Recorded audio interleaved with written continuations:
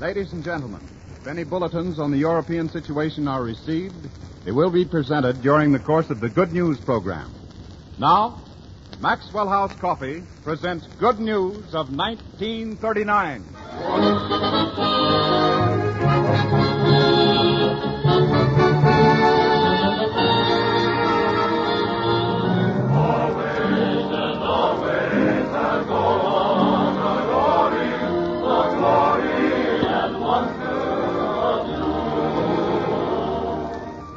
The makers of Maxwell House Coffee welcome you to another hour of fine entertainment from the Metro-Goldwyn-Mayer studios in Hollywood. With our regular cast of favorites, plus Francis Wallace, nationally known football authority, and the guest star you're all waiting to hear, Spencer Tracy. And your host for the evening, America's foremost master of ceremonies, George Jessel.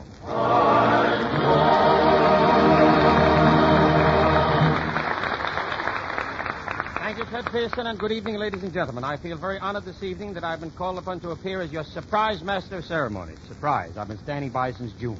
But anyway, I love pinch hitting for my pals Robert Young and Robert Taylor. They're both very busy fellows at this time.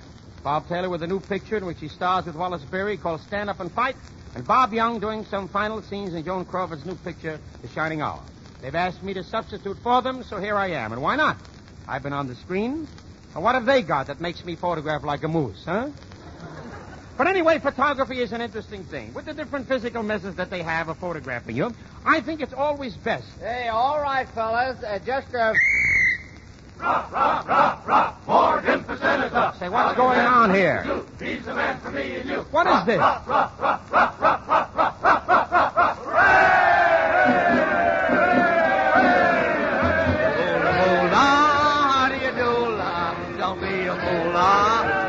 Now, wait a minute, Frank, wait a minute. Moolah, make a ruler, keep a cooler, vote for me. That's a very nice entrance, Mr. Morgan. Remind me to give you a wrong cue later in the show, see? Why, Georgie, my old friend Jessel, how are you? Fine, Senator. And how's Madam Senator, huh?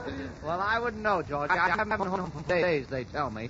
I've been busy doing a little political taxidermy. Political taxidermy? What's that? Stuffing ballot boxes. Oh, what?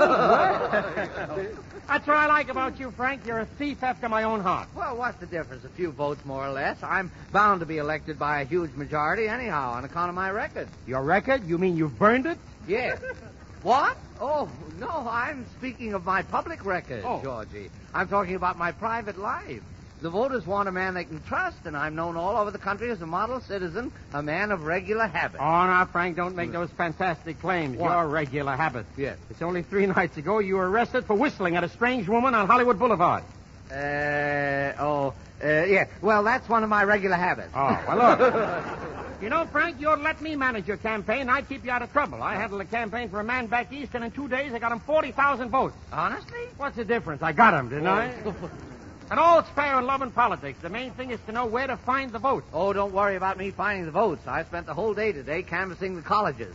This afternoon I went to a football game and got 15,000 votes right there. Did you go after the co-eds? Did I? Well, till that stadium policeman saw me, I was up with... Oh, you mean their vote? Yes, of course I do. Oh, well, I appeal to all the voters regardless of sex or political affiliation. There was only one unfortunate incident in the whole afternoon. What was that, Senator? Well, the halfback on the visiting team was getting a bit, he was getting off a big punt, and he kicked me. That's terrible. Where did he kick you?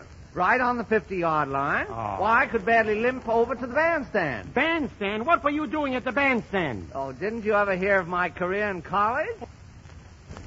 Well, tell me. I'm a college man. I'm an old Kappa Beta Phi Schlepper man. Well, of course. Tell me, Frank. Oh, for heaven. Well, hit it, fellas.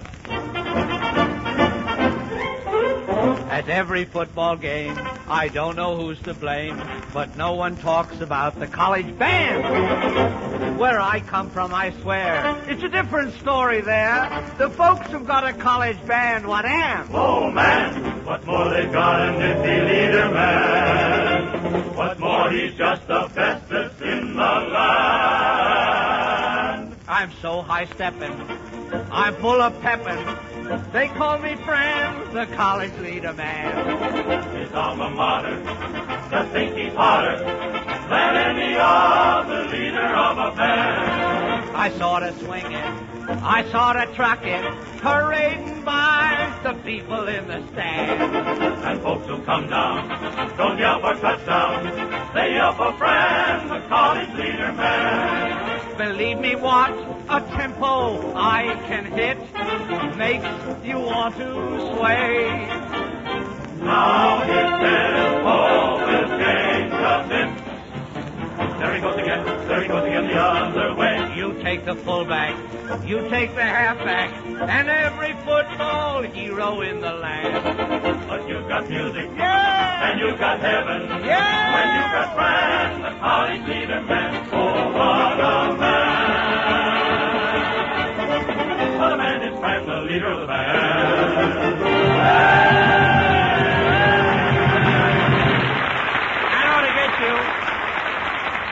That ought to get you a lot of votes, Senator.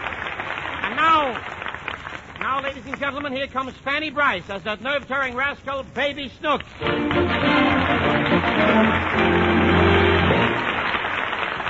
Tonight, Daddy, played by Hanley Stafford, is happily engaged in his private little hobby, painting. We find him laboring in the cellar on his great masterpiece, hoping he will not be disturbed.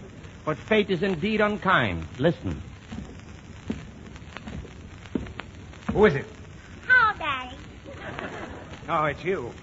Why are you wearing Mommy's dress? It's not Mummy's dress, it's a smock. It looks like Mommy's dress. Well, it's not. All artists wear these. Now leave me alone. Why are you painting in the cellar? Because I like to paint down here. And please don't bother me with questions.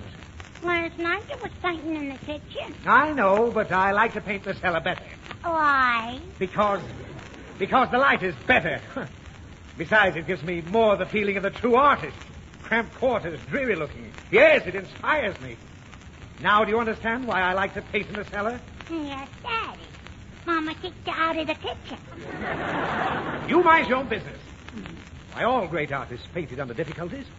Why, even Rembrandt's greatest masterpiece was painted on an empty stomach. Whose stomach, Daddy? Rembrandt's. Didn't it come off when he took the bed? Oh, what's the use? Now keep quiet. Daddy. What? You got some paint on Mommy's dress. I told you it's not Mummy's dress. Go on upstairs. I don't want it. Snooks, don't you touch my canvas. What is it, Daddy? It's a sea picture, and it's great, too, no matter what anybody says. How do you like it, Snooks? I like it. There you are.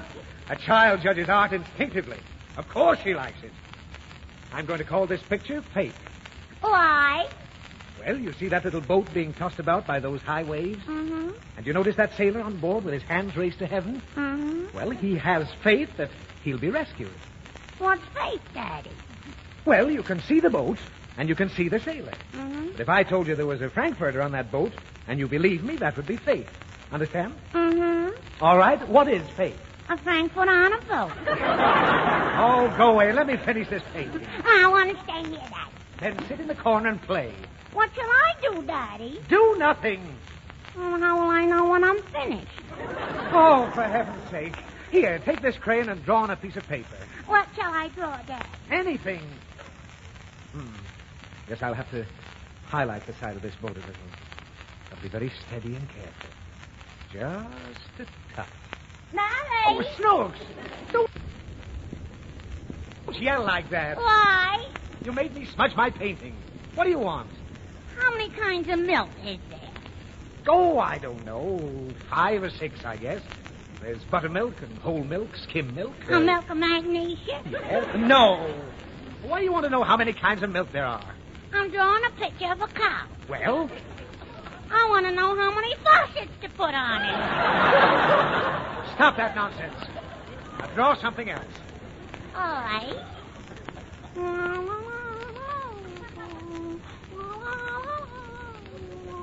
Don't sing. Just draw.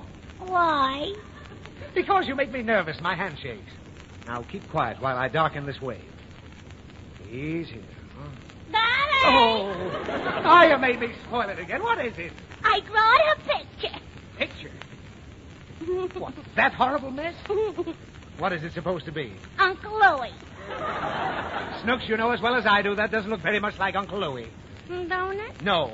Now, I'll put a tail on it and make it a monkey. Snooks, you go upstairs and let me work. And stop fooling with those paints. Snooks, put down that brush. I want to paint with it, Dad. No, you can't. It's very expensive. That's a camel's hair brush. Huh? It's a camel's hair brush. How does he do it? How does who do what? How does a camel brush his hair with it? The camel doesn't brush his hair. The hair in this brush is supposed to come from a camel, but it's really made out of hog bristles, which don't come from a pig, but are taken from a beaver, and that's why they call it camel's hair. Do you feel all right, Daddy? I feel fine. I'll go away and let me enjoy myself. Please. Are you having fun, Daddy? Yes, it's the only pleasure I get in this house. Now leave me alone. I'm very happy down here. I'll be good if you show me some more pictures. Well, would you really like to see them? Uh-huh. All right. I'm going to show you one that I've never shown anybody. If you like it, Snooks, it'll make me very happy. Here. This is my masterpiece. I like it. You do? Does it look real? Uh-huh. It's so real it makes me hungry. Hungry? Uh-huh. Well, why should this painting make you hungry? It's supposed to be a beautiful sunset. Oh. I thought it was a Friday. Oh, what do you know about art? Now go on upstairs, quick, before I get mad. I don't want. Get out of here. If you don't let me stay, I'll eat the paint. Oh, don't. That's poison. Snooks, come here. I won't. Look out for that easel. Snooks. Oh, my beautiful painting ruined. Smeared all over with paint, and the canvas is torn. Oh. I think I'll go upstairs now. Oh, wait a minute. I want to give you something. What? This.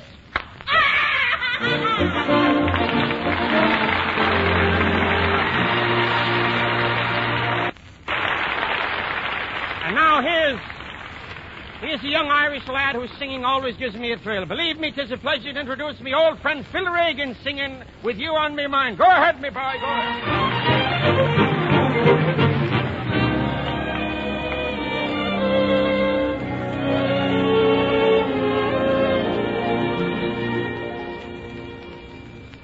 It's such a lovely party, everyone is gay. I should take a part in it, but I can't put my heart in it. With you on my mind, with you still in my heart, how can I start a new romance? A new romance would never stand a chance. With you in my dreams, with you haunting me still, how can I thrill to someone else's charm? How can I long for someone else's arms? Love's old embers glow, keeping me yearning. Nor the fire's low, still it keeps burning.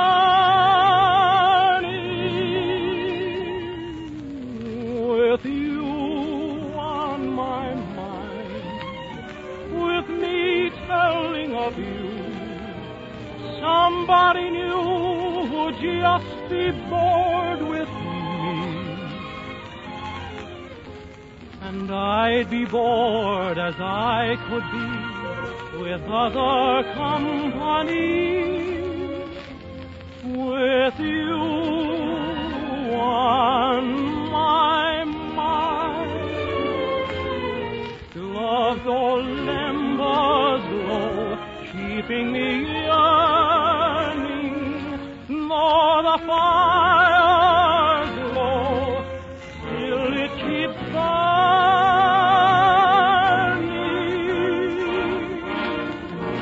With you on my mind, with me telling of you, somebody new just be bored with me. And I'd be bored as I could be with other company. With you on my mind. With you on my mind.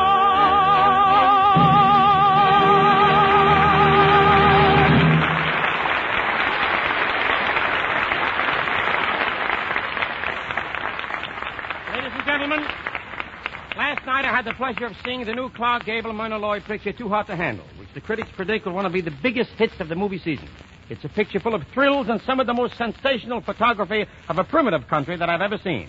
The shots were made in Netherlands, Guyana, about 174 miles from the famous French penal colony at Devil's Island.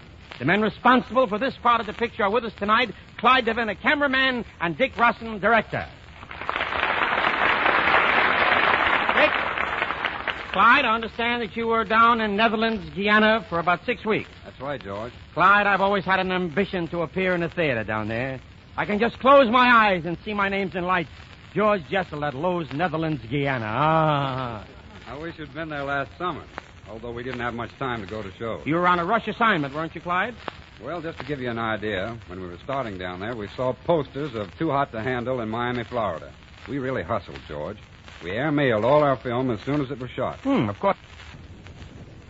You had a script with you, I suppose. Is that right, Dick? Well, yes. The script called for certain things that weren't exactly a cinch to do. Tell George about our long shot of the native village, Clyde.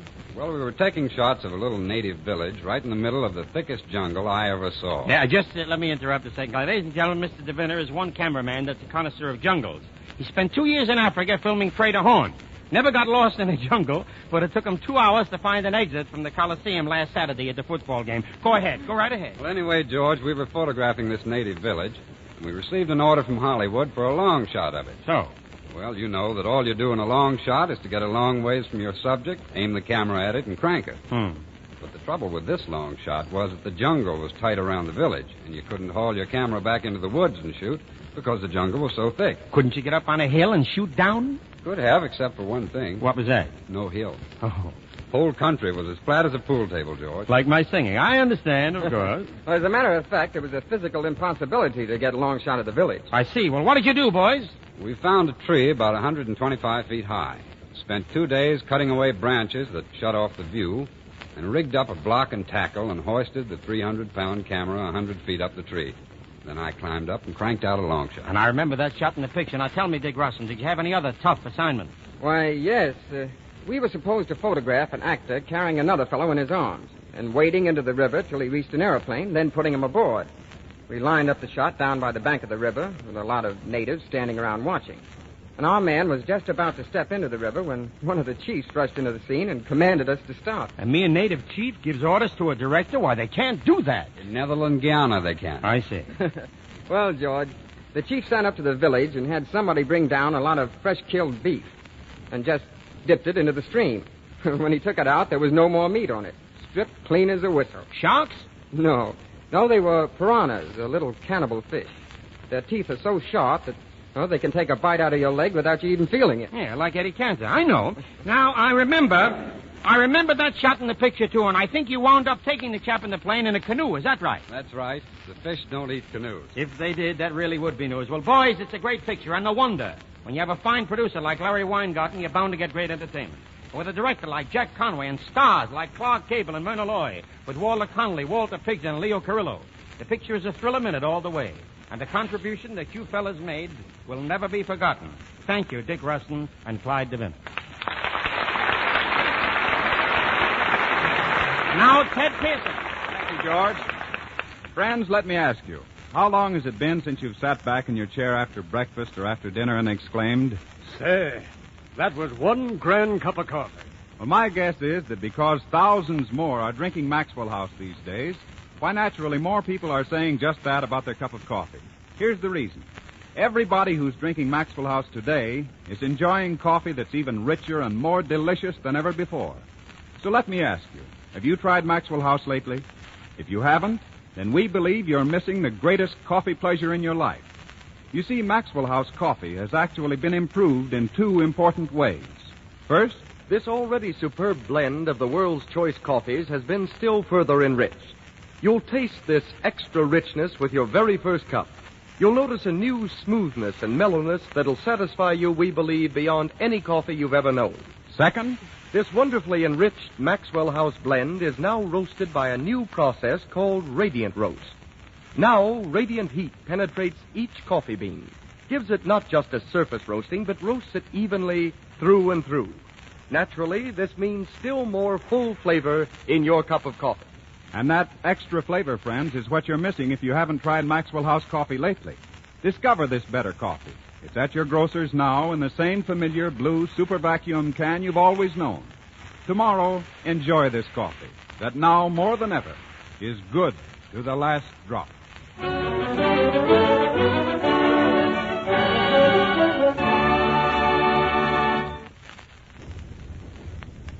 Here's Meredith Wilson and his orchestra giving you their interpretation of the newest dance craze created by Irving Berlin for the Astaire Rogers musical, Carefree, the Yam. All right, Meredith, yum, yum. Let's make a yam session.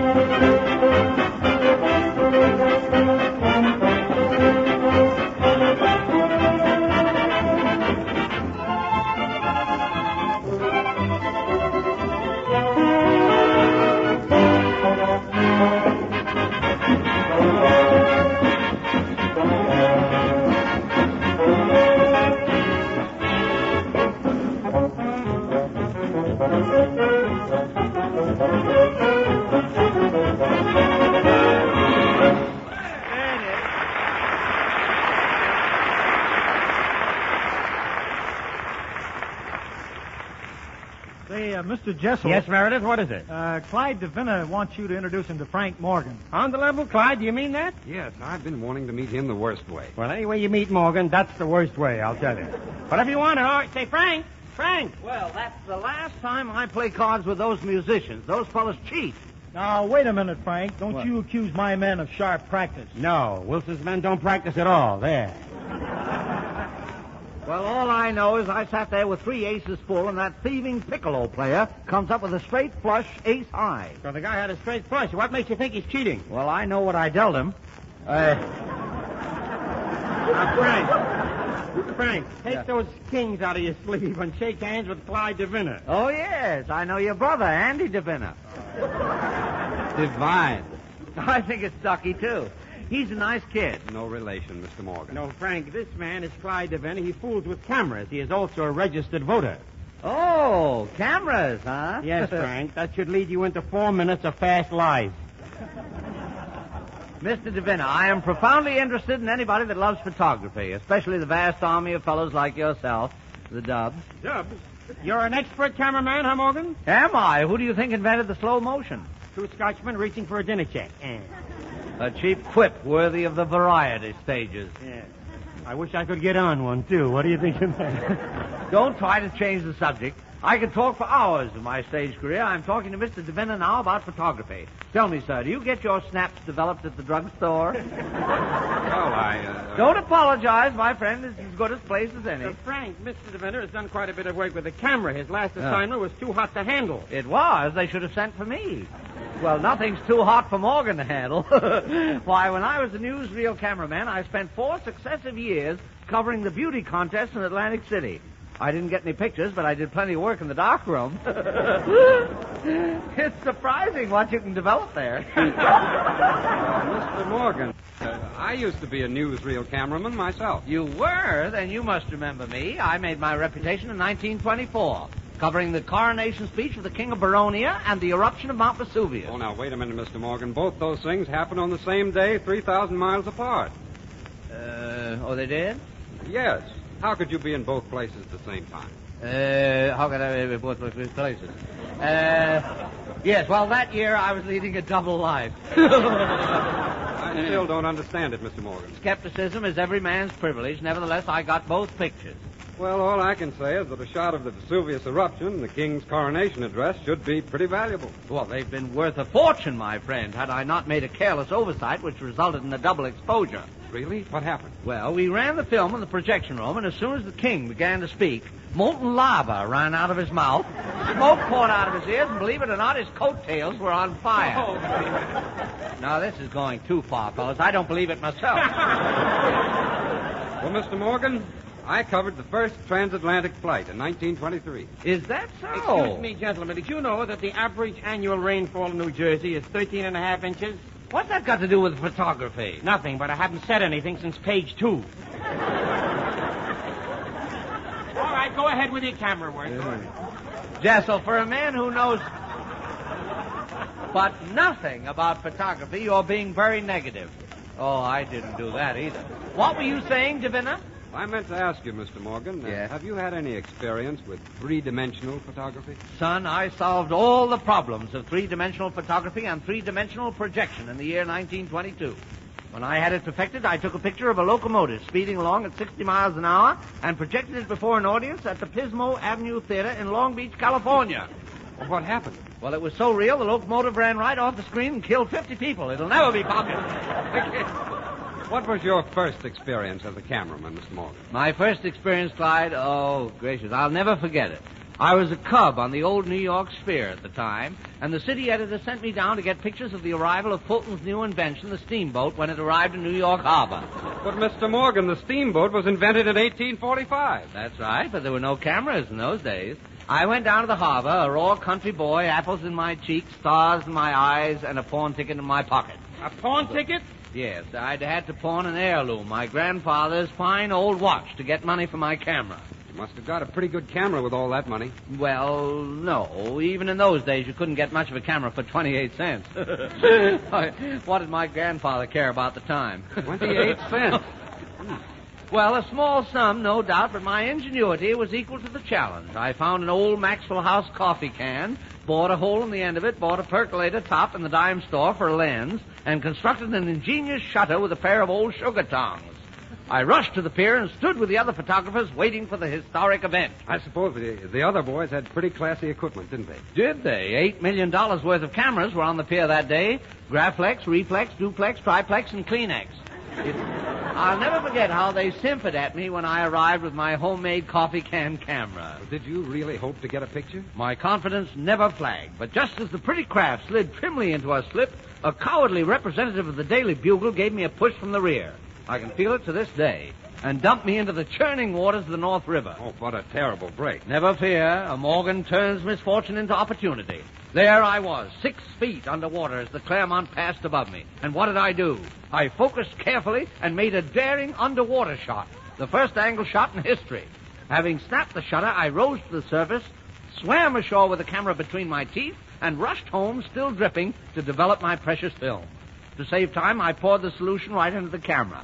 Let it stand for 3 minutes over an infrared heating lamp, took off the lid of the coffee can, and what do you think? You had the greatest picture of them all. No, but I had a darn fine cup of coffee. Don't forget to vote for me, DeVinna. So long.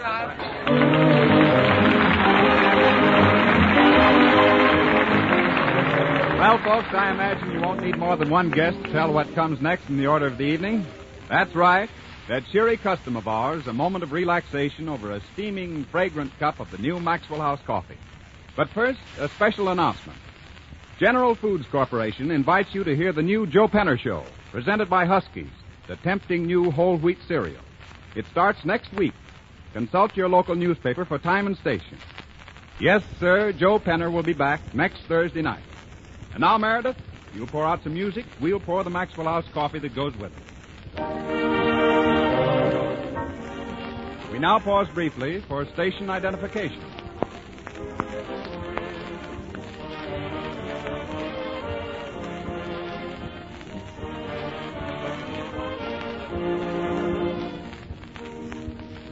Maxwell House takes pleasure in presenting one of MGM's newest discoveries, Miss Christina Wells, presenting a special arrangement of melodies from Rudolph Primmel's famous operetta, Rose Marie.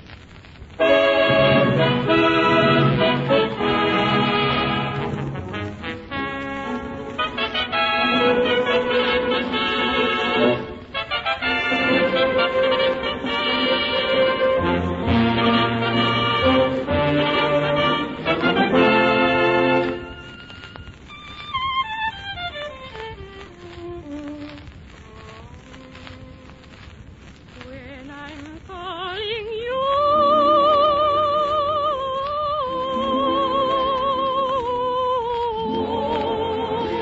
I love you. will you answer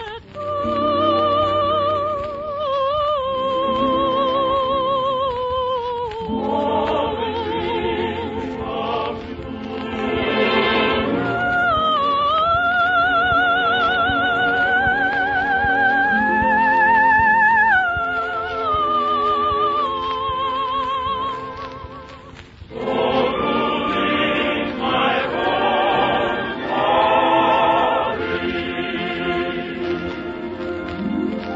Now at last the door of my dreams is swinging wide.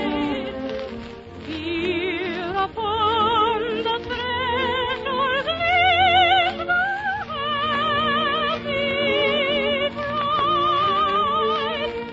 Sweet of softly blessed, love of all the ended. For at last the door of my dreams is swinging wide. the door of a dream is swinging wide. There upon the threshold leaves the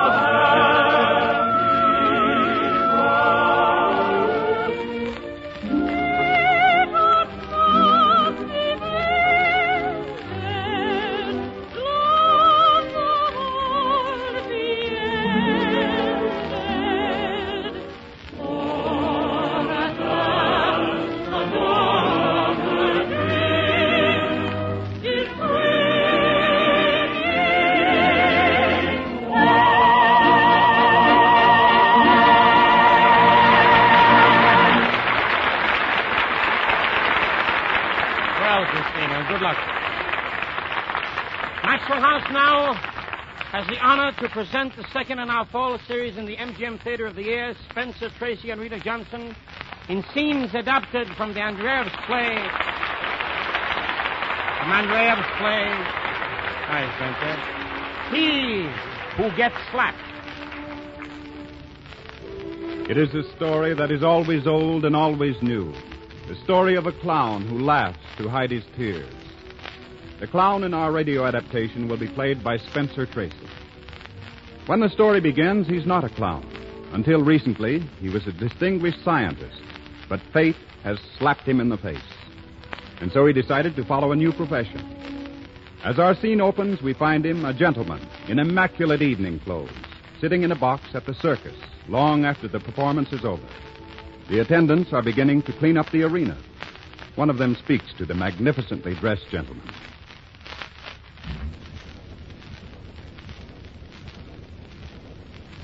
Staying all night, sir? Oh, no. No, of course not. Yeah, have to go out through the back. Front of the house will be locked up. Thank you. Where will I find the manager's office? Through the door over there, on your right.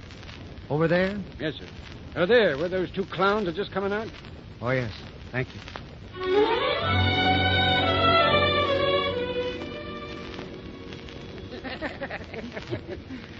Excuse me. Yes, sir. What can I do for you? I see that you two gentlemen are clowns. Yes, sir. A noble and enviable profession. May I shake hands with you? You may, sir. I am honored. And now, could you gentlemen show me the manager's office? That door right there. Thank you. Come in. Pardon me. Would this be the manager's office? Yes, sir. I am the proprietor. What can I do for you? Give me a chance to do something for you. Oh, you want a job, huh? Well, you don't look like a... Well, my friend, I can't afford extra talent. Oh, but I don't expect to be paid anything to be a clown. A clown? You? Well, what do you think of that? Jackson, come here. Yes, monsieur? This is the head clown of our circus, the famous Jim Jackson. Oh, yes, I recognized him instantly, even without his makeup. Mr. Jackson, you're a genius. You have given me such pleasure. Allow me to shake your hand. How are you? Jackson, this gentleman wants to be a clown. He says he'll work for nothing.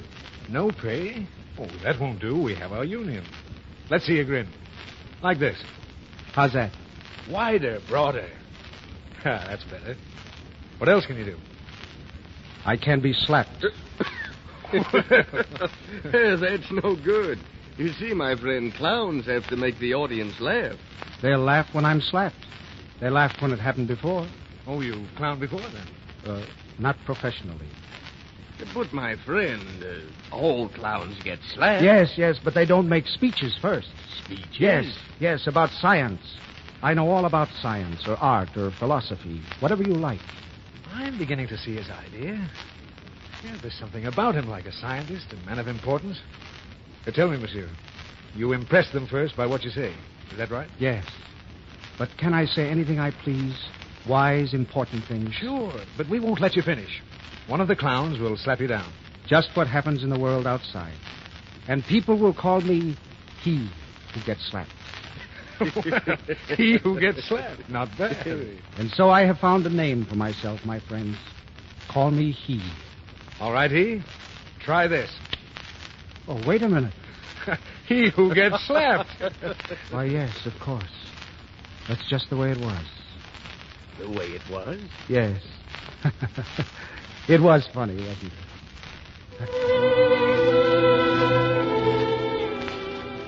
And so this mysterious gentleman, he who gets slapped, becomes a clown. From the beginning, he is successful. He insults his audience, and when he is slapped, the people scream with laughter. But now that no one knows it, he has fallen in love.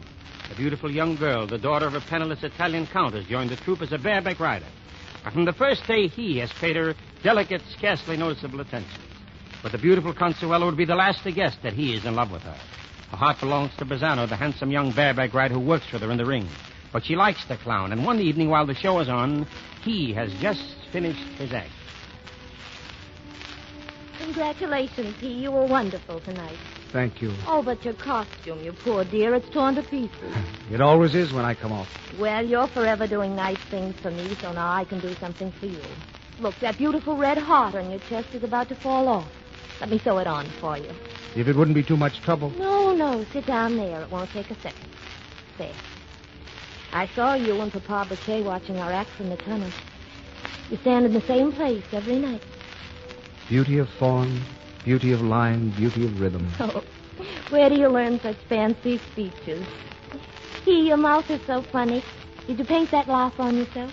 Yes, Consuelo. I'd like to be a clown. Why are there no women clowns? I really don't know. Well, anyway, your heart won't come off again when I've finished. But you must pay me for my work. With what? With my heart? Take it. It's yours. Oh, how can I take it when I'm sewing it on? No. Tell me my fortune. You said you would sometime. All right. Let me have your hand. The last time a horrid old gypsy woman told it. She said love would only come to me through death. Now, that makes no sense, does it? Perhaps. But look there. See? What? The letter H. Yes, a sort of an H. H is for he. Some he always comes along, I suppose. But look again. See if you can't see a B. For Bisano? Oh, no, nonsense. He? No, there's no B. If there were, it would mean beware of bareback riders. No, the H is all I see. Hey, you haven't told me anything at all. I've told you, but you didn't understand. Well, you'll have to be more plain. I'm not clever, you know. Oh, don't jump like that. I might stick you. Consuelo, you're so beautiful. The light shines through you. You must never know what it is to be false, to live a lie, to use your beauty to hurt, to do evil. I still don't understand. Youth turns to youth, or youth stifles its urge to mate with beauty and turns to, well, pearls, for instance, Consuelo. I should like to have some pearls. Listen to me. There are deeper, more lovely things in life that come only when we've lived long and suffered. Pearls of the spirit. I have chests of jewels, Consuelo, to be poured out to enrich the woman I love. Why, that's like something in a novel. And it's funny coming from your face. I shall teach you to look behind that face. H for he. What did you mean? There is only one he. A very old god who has come down to earth only to love you, a goddess. Oh, what are you talking about, he? Sometimes I think you're very wise and what you say way over my head, and sometimes I think you're just a... Fool! Consuelo, do you know that even gods can go crazy? Gods go crazy? What are you talking about, he? Oh, listen. Don't you know that music? Spasano's solo ride. You never watched that, but I always... Consuelo, don't go. He's not for you. Why, he, what's the matter? Consuelo, you're mine. You must be mine. The gods have said it. My soul sings your name, Consuelo, my love, my goddess, my queen. Why, you... You make me feel sick all over. You forget who you are. What a god. Did the other god slap you so hard that you fell out of heaven, God? Wait. Please sit down. I didn't finish the game. Oh, was it a game? Well, why did you make me think you meant it then? Slap me again.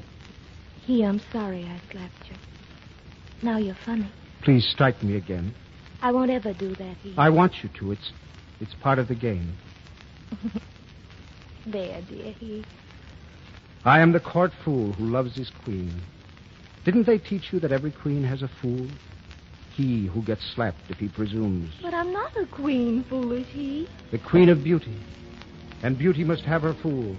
Her court is crowded with fools, all in love with her. And the sound of slaps never stops. Who is it? Bisano will be on in a moment. He wanted me to tell you. I know. I was just coming, Monsieur Briquet. How do I look, he? You were never more beautiful. Oh, goodbye, he. Wait, Consuelo. Yes? Please slap me once more. One more slap. But why, he? I want to feel your hand against my cheek.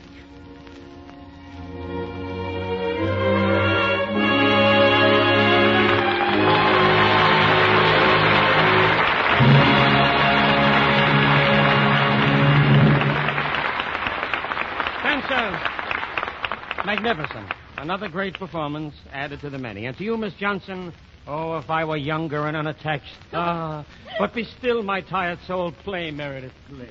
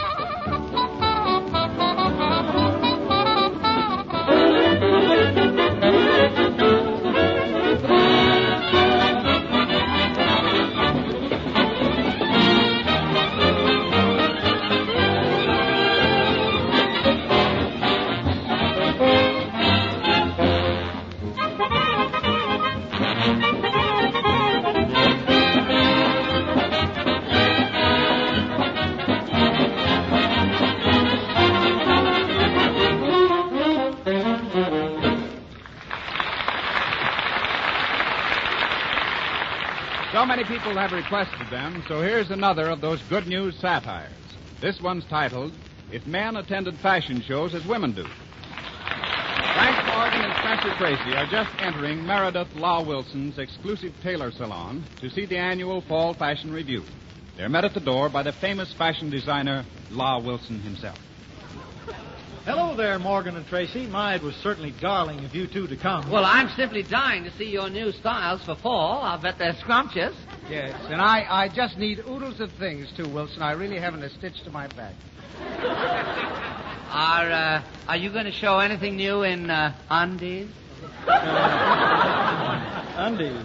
Well, just you wait till you feast your eyes on some of our new imported shorts and red flannel longies.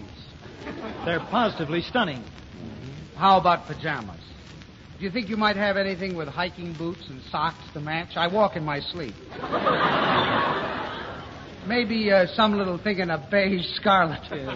Well, I'll see, but you remind me later, Tracy. I have a monk's cloth lounging robe that would be just a dream on you. Oh, if I only had your figure. Yes, well, of course, you mustn't forget that in 1932 I was Mr. Omaha. Now, just excuse me a minute, boys. I have to see to some of my other customers. You know how it is when you're a big businessman. Tracy, don't you hate giddy men always giggling? Yes, and Wilson of all people, huh? Yes. He's beginning to look rather old, don't you think? Oh, I should say. Sort of dissipated like. Yes. Yes, he's getting circles under his circles.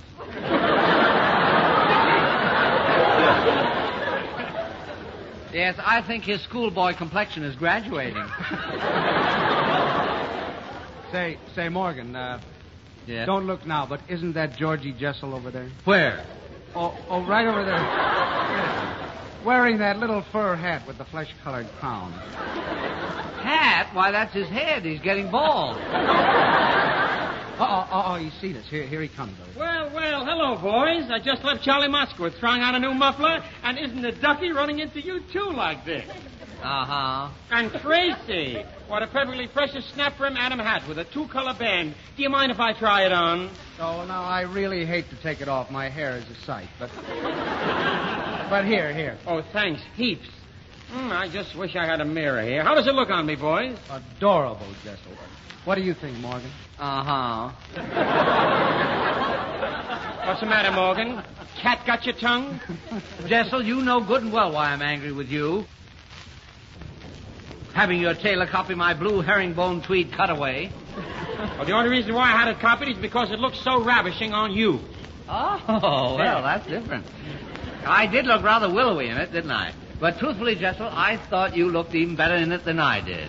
Yeah, several other people said the same thing. No wonder they would... What? Well, what do they know? After all, the original model was mine. Well, that's no criterion. That's nothing. I've seen some lovely clothes worn by the wrong men. Listen here, you old copycat. Oh, now look,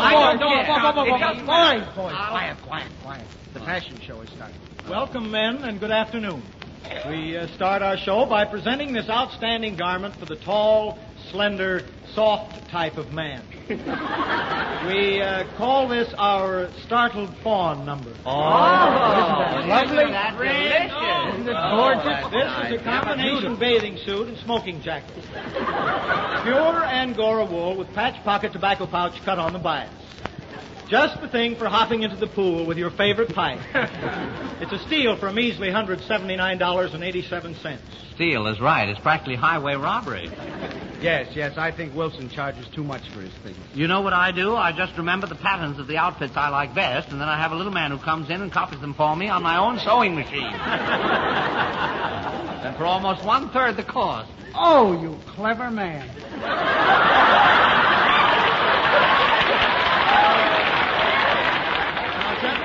Gentlemen, here is something youthful for evening. We call it our first date thrill number. Blue serge trimmed in olive green with white pearl buttons. Sort of a semi-tuxedo. Yes, the coat is rather chic, but just look at those tight-fitting trousers with those high-water cuffs. Oh. High water is right. If they were any higher, his legs would be at half-mast. Say, Morgan, not changing the subject, but what is that bottle that you're holding? Well, it's a new kind of cologne. It's called Ghost of Romance.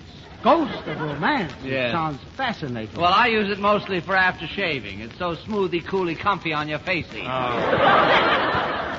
Here, just let me put a few drops on your coat lapel. What is that terrible odor? It smells like a hospital. Let me see that bottle. Why, the druggist gave you the wrong bottle. This isn't Ghost of Romance. No, it's Spirits of Camphor. Spirits of... well, I thought it tasted funny.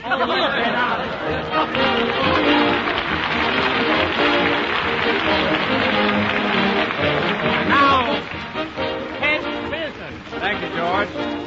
Meredith, do you mind joining us over here? I'd like to ask you a question. Pray do. Meredith, how would you define freshness? Well, Ted, I'd say fresh is a new note in music. That's fair enough. And you, Hanley, how would you define freshness? Well, Ted, I'd be pretty apt to steal your thunder and say fresh is Maxwell House coffee. You're absolutely right, Hanley. Yes, fresh is Maxwell House coffee. For Maxwell House is roaster fresh, and no coffee can be fresher than that. And there's a big difference with coffee that's roaster fresh and coffee that's not. How many times have you gone into the grocery store and caught that appetizing smell of coffee? Many times, I suppose. But let me remind you again, that fragrance you smell is flavor escaping from coffee packed in ordinary containers. Flavor being wasted. And that's flavor no one will ever get in the cup. You see, all coffee, whether ground or in the whole bean, starts to lose flavor the moment it's roasted. And ground coffee packed in ordinary containers where the air can get at it loses as much as 45%. That's nearly half its flavor in only 9 days. But Maxwell House coffee is taken fresh and fragrant from the roasting ovens, packed in that super vacuum can from which all air is removed, and then sealed, so no air can reach the coffee afterwards. You get it roaster fresh. That means full flavor in the cup. So if you haven't yet tried the new Maxwell House, by all means get a pound. It's the coffee you'll find now at all grocers in the same familiar blue super vacuum can you've always known. And it's selling at low prices friendly to your budget. Try Maxwell House tomorrow.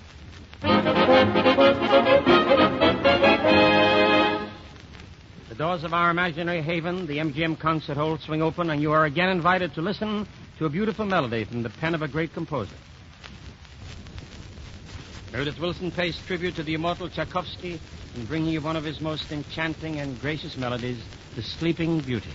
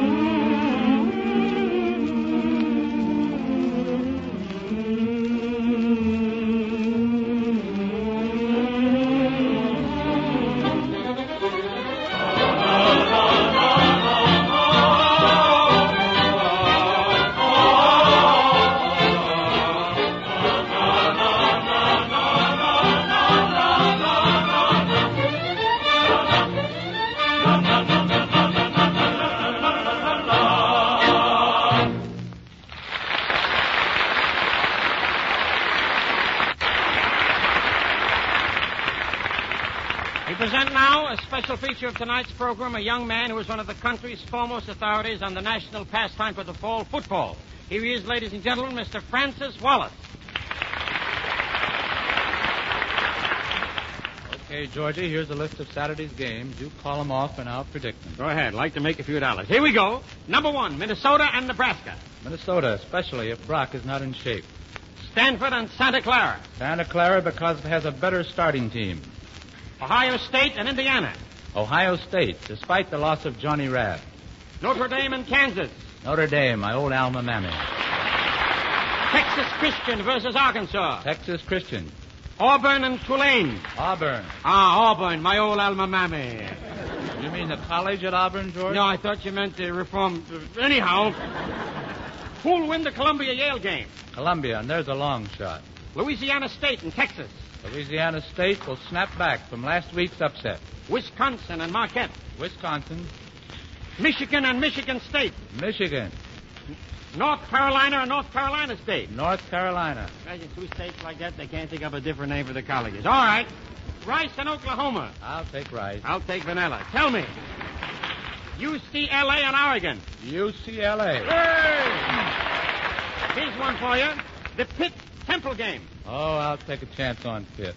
Of course, George, most of these teams have not yet contested under fire, so don't be surprised at anything that happens anywhere. Oh, sure, we don't expect you to give a written guarantee with these predictions, but we all know, Frank, that if anybody comes close, it'll be you. Thanks, Georgie, but remember one thing. Those footballs still take funny bounces. Yeah. Just a minute, Frank, before you go.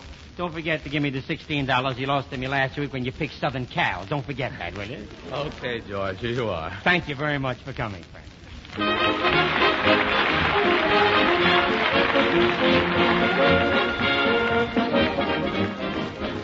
Ladies and gentlemen, next week your Good News Show will be headed by Wallace Beery and Mickey Rooney doing scenes from Harry Rapp's great new picture, Stablemate. Our special guest will be that fine comedian, sportsman, and swell fella, Joey Brown. Bob Young will be back as your master of ceremonies, and then, of course, there'll be the regular gang, Frank Morgan, Fanny Bryce, with Daddy Hadley Stafford, Phil Regan, Linny Lynn, and Meredith Wilson's music. If you've enjoyed the Good News program, why don't you tell your friends about it? They'll want to listen to all these stars next week, too. In the meantime, go to the movies and take the family with you. This is George Jessel saying good night.